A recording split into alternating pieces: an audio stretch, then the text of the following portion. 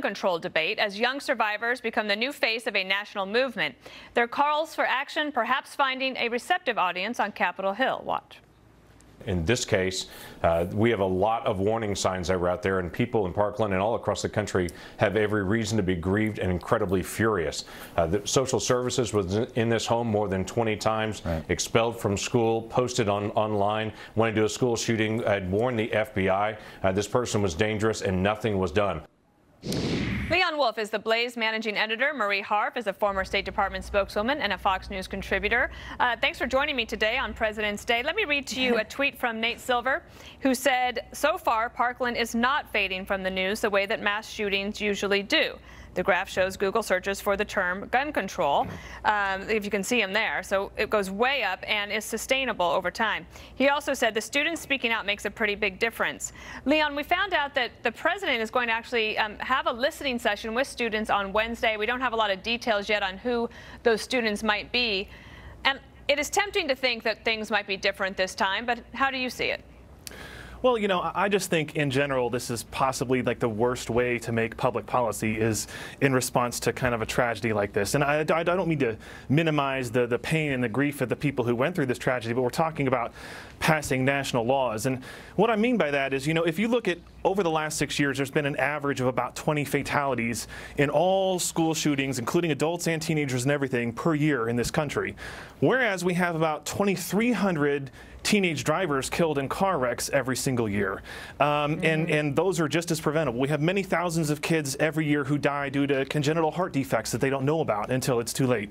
And those are very preventable in many cases. And so, you know, if you wanted to do something that would make your kids safe, you'd take your driver's license away. We'd pass a federal law that says no kid under the age of 19 can have a driver's license. But we've kind of made a decision, a rational decision, that maybe there's some benefit to kids having driver's license, and well, we discuss those things rationally. But in this environment, it's very difficult to have that conversation.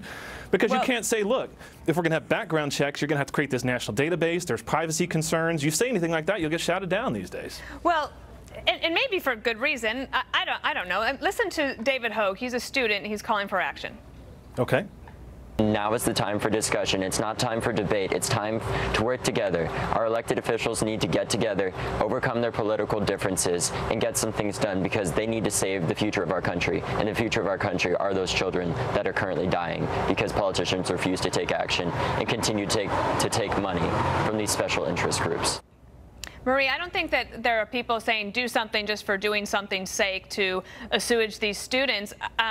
There are some possible things that could get done, including the possibility of sort of these red flag laws. Marco Rubio tweeted this: "It's not just me calling for conservatives to consider a red flag gun law."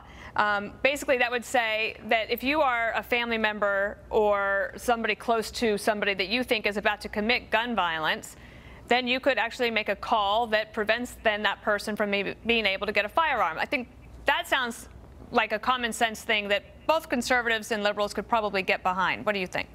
Exactly, and this is the time to talk about common sense gun reform. You know, going back to what Leon said, after a terrorist tried to blow up one plane by lighting his shoes on fire, we all now take our shoes off when we're in airports because we have made a policy decision. And I thought that was ridiculous in my own defense. Maybe don't interrupt me. Let me get my point out. I let you talk.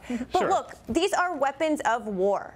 AR-15s are what basically what our service members carry in Iraq and Afghanistan. And if you can do enhanced background checks, if you can do this red flag tagging like you just said. But I also think these students are going to be leading a national conversation about an assault weapons ban. And I know that is controversial, Dana. I know that. I understand people's feelings on this. But there is no reason that civilians, particularly in a place like Florida, think about the fact that in Florida you can buy an AR-15 at age 18. You can't buy a Glock handgun until you're 21. No, I Why hear you is on that?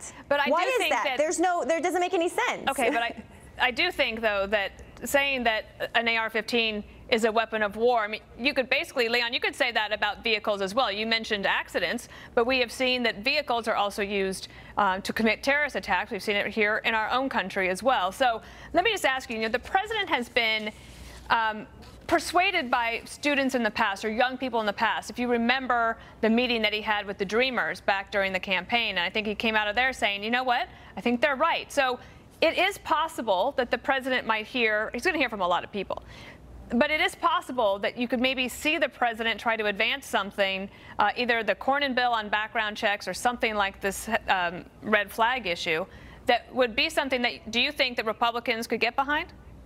You know, I don't have a conceptual problem with the red flag issue. I mean, my concern would be from a due process basis. Look, it's the same thing. It's a good idea to have laws in place that would allow the government to take children out of families when there's some sort of dire situation. But we see that being abused. We see sometimes it's very difficult for kids to get their, or parents to get their kids back when they're unjustifiably accused. Yeah. But, you know, in general, again, I go to this same thing about, will the president listen to these kids? Should we listen to these kids? Yeah. And again, we're talking about public policy here. I'm not trying to minimize the hurt anybody's dealing with, but if somebody dies in like a car wreck and the city's trying to decide, am I going to spend money to expand this road or does something need to be done, we don't go to the family of the people who died in the car wreck to make that decision. We go to civil engineers, you know, and people with actual expertise in the area. So that's just my concern, is that we do this process right and think about it. And the reality is, you know, teenagers go through about 1,600 homicides a year, of which less than 20 happen on school grounds. So that's less than 100th of 1%. But I do think that a lot of people make decisions based on emotion. I'm not saying that's the best way to do it, but if you actually have a fact pattern that matches the emotions that you could get to a public policy, it might work. And Marie, I do think politically the Republicans are looking at least possibly at something from this guy, a GOP donor, is Al Hoffman, is somebody I remember from supporting Phil Gramm way back when. He said he will not write a check for anyone who does not propose a ban on assault-style weapons. So there actually might be some financial consequences. Your final thoughts? Absolutely. And look, I think it's because we've lived through so much just in the last year. Las Vegas, the church shooting in Texas, now this school. If you look back to Orlando, all those had in common were these types of high-powered rifles. And I was happy to see that Republican donor step up and say the Second Amendment is not without limit. It is not unfettered. And talking about making sure someone who is mentally disturbed cannot walk in, legally buy an AR-15 that mows people down. You know, those students are voters and they're citizens, and they have rights as well, in addition to people who like to own guns. They have the right to go to school and not get shot. Well, so we need to really take a hard look at this, Dana. Well, I appreciate that you both came on. This obviously is it's a tough issue. I would say that people that do support the Second Amendment would also point to the fact that the FBI has admitted that by not following protocols that they missed this kid, or I should call him a young man, who became a shooter. And so if you are somebody who believes that the laws ought to be followed and that we have laws in place, that if you say something, then as Greg Gutfeld said the other day on the 5, then the law enforcement has to do something as well. We're not going to solve it here, but I appreciate you being with me today. Leon Wolfe and Marie Harf, thank you. Thanks for having me.